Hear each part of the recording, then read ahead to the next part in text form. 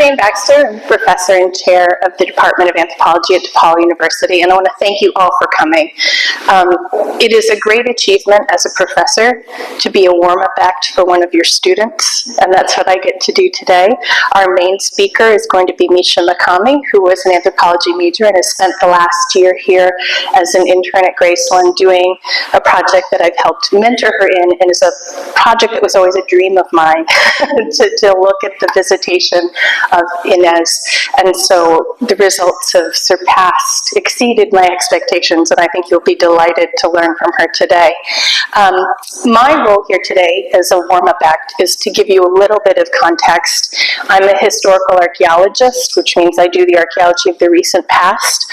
My research has turned more and more over the years towards looking at historic cemeteries, and my specialty is the archaeology of childhood, especially children in 19th century America. So it's been very easy to transform this into a cemetery-based kind of study. And so a lot of what I do I call above-ground archaeology, but I'm just going to give a little bit of context for the talk today, particularly these few slides. Let's see if we get this to go. Here we go. I'm just going to give a little bit of context more broadly. And one of the things that I find really interesting, and I think one of the things that makes Graceland interesting to so many people, is we see the 19th century as our direct ancestors in so many ways, right? The city of Chicago can be read off of the landscape of Graceland Cemetery. The names we recognize, a lot of the cultural traditions we recognize, and a lot of the things we do in our own culture, we can trace directly back to the 19th century. So there's a comfort and a familiarity there. But there are also things that were radically different. And one of the things that relates to what I study is the rate of infant and child mortality. And I'm not going to belabor with a ton of information, but vital records are very difficult to work with as a source. They seem very absolute to people, but they vary from county to county, city to city, so what's collected in one place isn't necessarily in another. So these are always estimates and approximations, especially when you're looking at a scale like the United States. A lot of different things were happening in these time periods in different places. But this does give you a snapshot. This was compiled by the National Institute of Health in 2003. So these are statistics that really delved into sort of national trends of infant and child mortality. And there's a few things that I'd like you to look at. So we can think about what was happening in 1850, and we'll talk about this a bit more. This urbanization, industrialization, that's bringing people together. And unlike, interestingly, it didn't happen in England, but it happened here, our infant and child mortality rates increased. So children had a better chance of survival before the Industrial Revolution and movement into cities than they did in 1850. And what you can see is, for infants, 261 of every 1,000 infants died. That's an extraordinary rate. So when we think that these are our ancestors and we have a lot in common, that's crazy different. We would be shocked, stunned at that kind of a rate of commemoration, right? And a good comparison is under the little dotted line here, that in 1900, 30% of all deaths were people under the age 18 recorded in the US. And if you look now, it's 1.4. Right? So we can see that infant mortality dropping steadily, and we can also see this comparison of just youth deaths in general. So even though we recognize ourselves in the 19th century, there was a very different mindset about death, especially children and infants dying, and expectations. Oops, I'm pointing at the screen, not the device. You'd think I'd know. This is a photo actually from here in Graceland. But if you look here, Chicago is only a bit gentler, probably because it's a city that wasn't quite as well coalesced by 1850 when these things are starting, than places like New York, Philadelphia, Boston, that were already pretty big urban areas. But if we look at this, just this top decade here with the population, the mortality rate, if you calculate that out, which is not my favorite thing to do on the fly, so I memorized this. It means that about 2,800 infants died in that first decade from 1867 to 76, which is the first decade of the Chicago vital records that capture Graceland, right, and capture these cemeteries. And about 1,600, a little over 1,600 children would have died in that same decade. So we still have a pretty high rate of children passing away. Now, the research I did of children in Chicago City cemeteries for that same decade, looking at 3 cemeteries, found less than 500 marked graves. So a lot of these children are dying and not getting headstones. Doesn't mean they're not being buried, doesn't mean they weren't loved, right? It just means they weren't in a position, or their families weren't in a position to commemorate them in a way we might recognize on the ground here in Graceland. So this is one way of thinking about what you're going to be learning about today, about one exceptional child and her monument, that this is really the context of what's going on. So we can think a little bit then about why we care so much about children's graves and why people cared so much at a time when so many of them were dying. Well, I think historians have shifted their perspective, that it used to be like, oh, they didn't care until a child reached a certain age or a certain threshold to protect themselves from grief and loss. That is no longer any kind of prevailing wisdom in any kind of scholarship. Even if children are dying at a high rate, the child you're bringing into the world, you really are hoping they're going to survive, right? You're there for them. But children are an important part of a very changing America. And I think one of the things that we also need to think about when we think about the 19th century is it's a huge period of transition. People are no longer working for themselves. They're moving into cities. They start working in industrial labor. They lose control of their time. The time is controlled by their employer. Sound familiar? But the difference is, in the 19th century, they remembered when that wasn't true. We don't know anything different. It's still exhausting, but we don't know the difference. These people would have known what it was like to live a different rhythm, a different pace, a different way of life. And so you have children being co-opted into labor, children being moved into very urban environments, and children actually become really important for families in a lot of contexts. If you were an immigrant family or a migrant family, right, the American dream really is amped up in this period. The idea is you're going to work in a factory, but your kid gets to go to school. Maybe they'll be able to get educated, get a better job, better their lives, right? That whole narrative has deep roots in the 19th century. So there's a lot of hope for children. There's a lot of emotion around children. And also, children are reminiscent of the fact that family was the central defining factor of American life before capitalism. And if you look at cemeteries, families are still the general organizing principle of cemeteries, right? And so cemeteries come to be a place that Americans can return to connect to something that they felt they had lost, right? Instead of spending the whole day working with your family, maybe you saw your family at dinner time. Maybe you got to go to church with them on a Sunday. It's a huge transformation, and I think we don't appreciate the transformation of that period. So one of the things we can think about is that cemeteries are organized around family. You only really see divergence in this. The major divergence is people who choose a military family as opposed to their birth family, right? So that's another way of thinking about it. But it's still organized around some kind of social proximity, some kind of a deep relationship. So cemeteries become, around the time Graceland is being founded, as a way people can be reminded that families are central. And of course, you can think about how central children are still to the idea of American families. You know, often, as someone, child-free cat lady, who never had children, dog person really, but still, you know. But the thing is that people would always ask, well, when are you going to start a family? It's like, I have one, right? Children are considered, and that's just a casual, offhanded remark, but they often have roots in something very deep in our cultural beliefs. Children make families. So if you lose a child, you're losing a critical part of your family. We also are not supposed to bury our children. The hope is, the natural order of things is you're not going to be burying a child. So the loss of a child can be really acute for these families. So one of the things you can think about is any burial, any memorial of any kind, no matter how simple, is an economic outlay on the part of the family, showing grief, showing care, showing remembrance.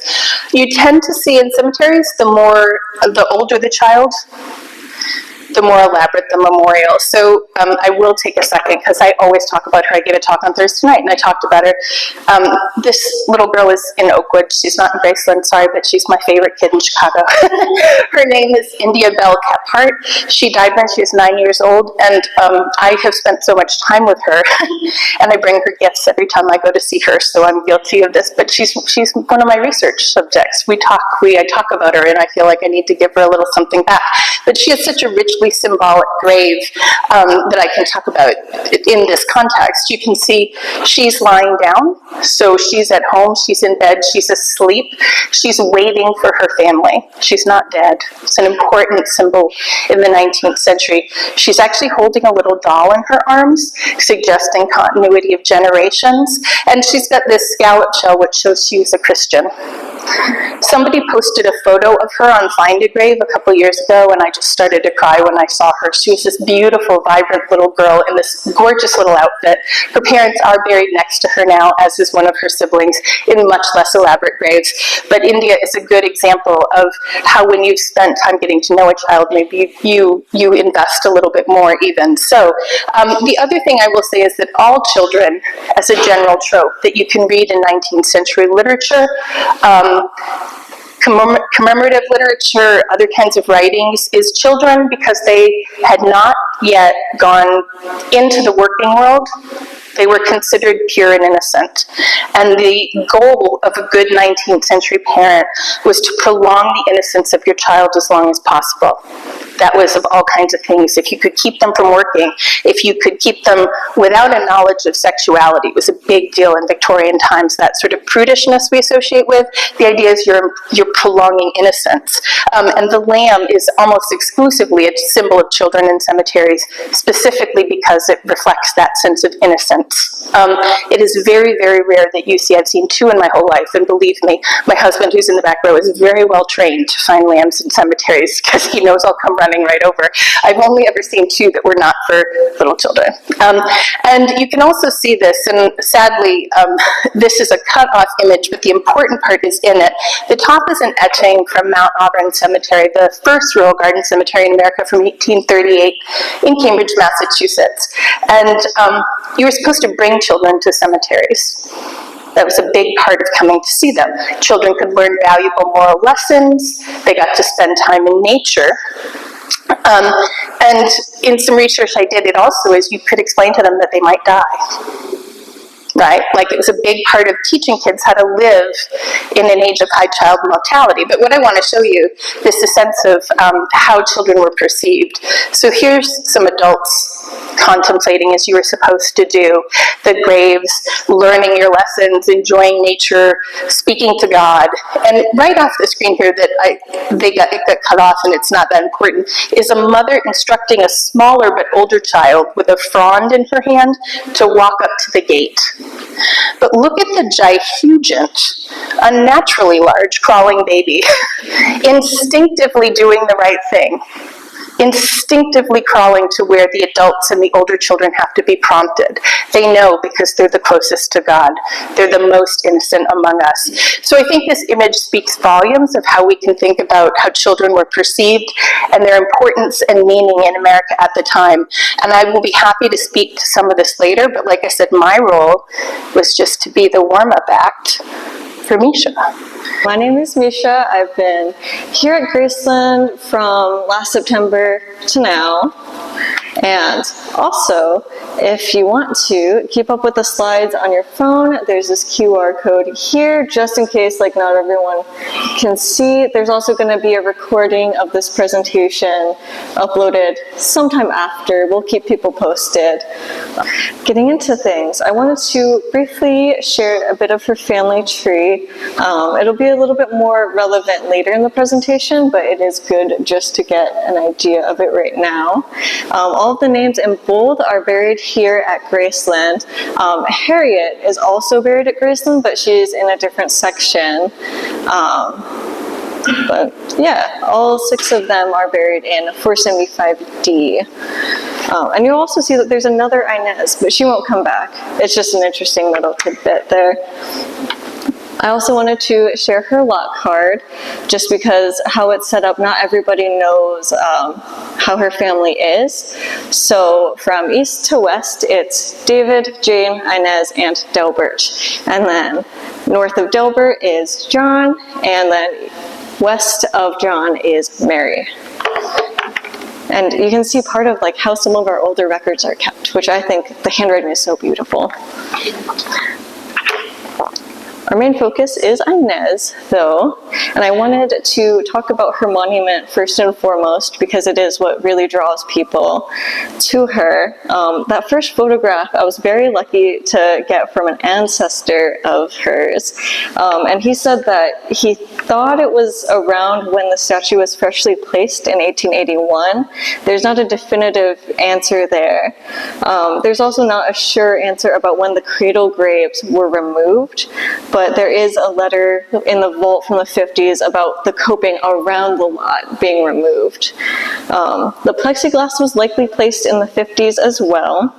The person I'd been in contact with, he mentioned that his grandparents visited Graceland around that time, and there's an updated perpetual care card, so people pay a certain amount of money and then the lawn gets mowed and so on. The middle photo was taken in early 1997. There was no report on what caused the damage to the glass there. It was just a note that the glass was replaced within that year. In a couple of slides, there's another photo from the 90s. They're all like the super yellow tinged ones. And it's really interesting because there's gifts at her grave in the 90s. And then that final photo there, I took back in June. I was taking promotional photos, and all the other panels except for the front seemed to be original to my understanding. But there's no denying in any format that her monument is just super compelling in its own right, like separated from any knowledge that we have about her. So the sculpture was created by a man named Andrew Gagel, and we don't have too much information about him as well. He also did the Lulu Fellows Monument there. That's at Rose Hill, which is a couple miles north of here. And you can see like just how similar they are, like the chair and a lot of the dress details. And any of the differences really have to do with the fact that Lulu was 16 at her death. So the items are a little more customized to her, and older children were trusted with longer hems, whereas kids had shorter helms so they could run out in the mud and stuff. So, yeah, what do we know about Inez? So the first record that I could find in print media mentioning Inez was from the late 80s. And she first started to become a cultural phenomenon about a decade later. And there's conflicting stories about who exactly began the rumors about her ghost story.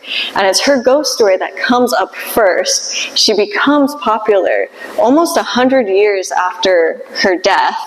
And then later records were found about like who she was and her family. So, yeah. And this. So, I wanted to track her popularity as part of my project. I made a little spreadsheet to record any instances that I found of her throughout the years. There's 2 kind of spikes in frequency that you can see. So from 2007 to 2009 is when records about her first started to appear like publicly. And then during the pandemic, she just raised in popularity quite a bit. So in 2007, it's really interesting. The initial story was that Inez didn't exist at all. There were a couple of cemeterians that thought that somebody else was buried there, a boy, and that the statue was created by the artist Andrew Gagel just as a promotional thing. But then, 2 years later, almost exactly, the theory was disproved by a different historian who found out that John Clark is not Inez's dad, he's Inez's stepdad. And then he did that by finding records between Inez's parents, Mary and Wilbur Briggs. So it's technically Inez Briggs. There was just a little spelling error in some of the documents. And that's where the confusion came from. So her popularity spike in the 2020s is a little bit different. I don't think there's a particular catalyst for it. I think it's just kind of that combination of the pandemic and short form video kind of stuff becoming a thing. More recently, I found like AI generated versions of her ghost story with like the AI generated version of her monument that looks a little strange. So that'll be something else to track in the future. Another idea about why her ghost story became popular in 2007 and 2020 is very weak, but it also kind of has to maybe do with like economic downturns that people go towards, you know, distractions, essentially. But either way, most of the information that is spread about her online is from her ghost story with like a handful of accurate reportings about her family just kind of sprinkled in. So I wanted to talk about her family a little more, and this is gonna be in chronological order. Here's a little refresher. I think these are the most important events. So first and foremost, Inez's grandpa died in the Civil War. His name was Amos McClure. There were a couple different reasons listed for his cause of death throughout the years in different records. And then Amos's wife, Jane, Inez's grandma, applied for the widow's pension right after, and she got $8 per month. I don't know what that is in today's money. I couldn't find an accurate counter. And then according to David's pension file, so Inez's step-grandfather, there's a lot of steps. Mary testified that David and Jane were acquainted as soon as 1865, though David was still married to his first wife up until early 1872. From March through April of 1872, Jane got her pension transferred to Chicago. Her and David got married, and then Wilbur and Mary were married as well in September of 1872. And Mary was 16 at the time. Almost exactly a year later, in September of 1873, Inez was born, and then sometime the next year, in 1874, Wilbur abandoned the family, allegedly for San Francisco. And you can see that was the letter that was sent to him for the divorce, calling him to court, and it got returned without any response. What we know about Delbert, so he's Inez's half-brother. We know that he died in August of 1876, and there's a couple records that say that he was 6 months old when he died. We don't know who his dad is based on when Wilbur left the family, and it cost Mary $500 to buy his original spot here. So if you've never been here, it's about out the windows there, and there's a little flat section before the prairie in the corner there, and he was kind of smack dab in the middle. And we don't know if he had a marker there or not either. So in the winter after Delbert's death, Mary filed for a divorce from Wilbur. Letters, again, were sent out to Wilbur and then two of his brothers, and all of them were returned to sender. They didn't appear in court at all. And even without Wilbur's presence, it was a very one-sided situation. There were a lot of Wilbur was accused of being a drunkard. He was accused of, well, he did abandon the family and all of that sort of stuff. The testimonies are very dramatic. And the divorce was made official in April of 1877. That middle photo there is basically like the final thing that Mary had to do, which was post about the divorce in Chicago's Eagle newspaper 4 separate times before it would be approved, because the 1880s. John's first wife is granted a divorce from John Clark on May 20th in Chicago, and then Mary and John got married 10 days later in Milwaukee. In the June census that's taken up there, Mary and John do not appear, but you can see that Inez there is at school. She's living with Jane and David, so her grandma and her step-grandfather, and Philander there is Mary's brother.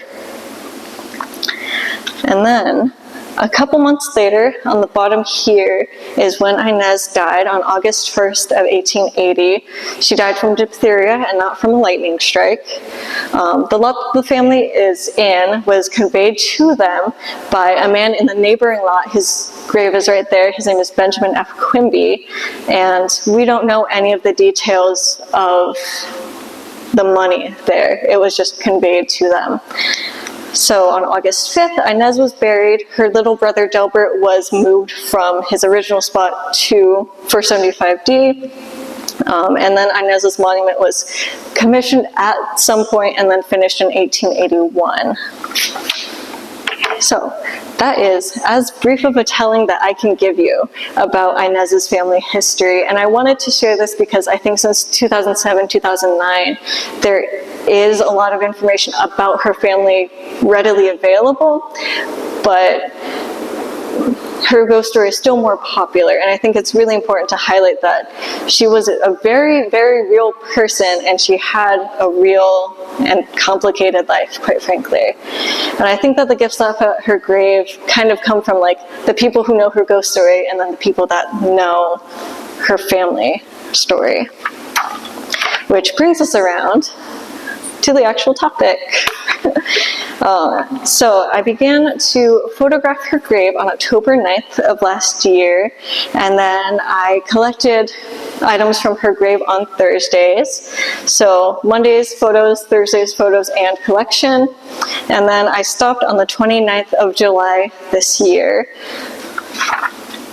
And these are the results in number form. So there were 118 gifts total. I did also count items that were there on Monday but not there on Thursday. That happened with a couple food items. I think Graceland's coyotes may have interrupted a little bit, and Chicago's weather isn't the kindest either. And I put them into these type of categories, so branded, generic, homemade, natural, and money, because pretty much everything fit into one of 5 of these options. And then there's kind of like sections within the sections. So with branded, you have like cartoon characters. With nature, you have like flowers that people bought outside of the cemetery to here, and flowers that people found at Graceland and like brought them over. So there's a couple different things like that. Another one of the ways that I sorted everything out was by month. I initially made a little like average temperature weather chart to try to see if there's any correlation, but Midwesterners do not care about weather. Like that was kind of obvious from the jump. October stands out because the first week that I collected gifts, there were 16. So even without that jump there, there would have been 14 gifts, which checks for October. And then I have a little cost breakdown for the gifts too. When I first went into the project, I thought that most of the monetary value would be from like coins left at her grave, and you can see how wrong I was right here. So exact costs refer to anything that I found firsthand, like online, the exact same item, with like the same brand, colors, sizes, etc. Approximate costs make up the majority. It's any items that I could find secondhand or like very similar but not exact items, and I also included anything that was listed as first-hand but on sale in here. And anything that was listed with a sale price, I used the non-sale higher price, because I have no idea when these people bought these items anyway. And I also didn't price out the homemade or natural gifts because there's just a little too many factors there.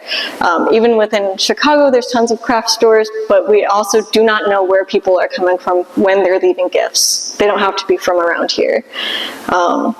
So these are prices for 64 of the items, which leaves 54 to fit into either homemade or natural, and a few that I just could not find. But those are some of the main points of my research from this past year. So I wanted to leave everyone off with some questions, like why do we leave gifts for a stranger? Why for a child in particular? Or even comparatively, like why does she get like so much of an array of gifts compared to like Dexter Graves is out there? He mostly gets money and lighters and occasional booze. But throughout the year, I had asked a lot of people about their theories for Inez's popularity beyond the ghost story, and the main appeal seems to be aesthetics, because the monument from a distance and up close is very, very unique, and you can look into the eyes and kind of feel the sadness that maybe the parents felt as well. And you can see all of the tracks leading up to her grave in the snow there. And there's so many more factors for why Inez, you know? So that is all I got. Thank you, everybody, for showing up. I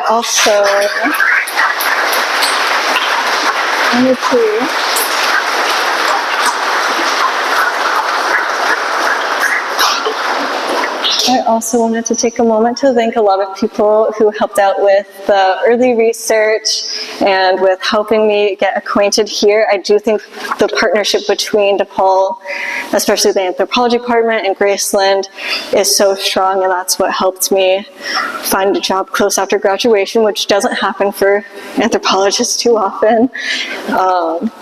And for family and friends for dealing with my proofreadings. And if you want to see what I'm up to in the future, I am making a little website, because I spent a year on this. I have way more than a half hour worth of points to speak on. So the QR code there should take you, and if you had a question during the presentation and you forgot it and you remember it later, you can email me and I'll answer your question. And that's all I got.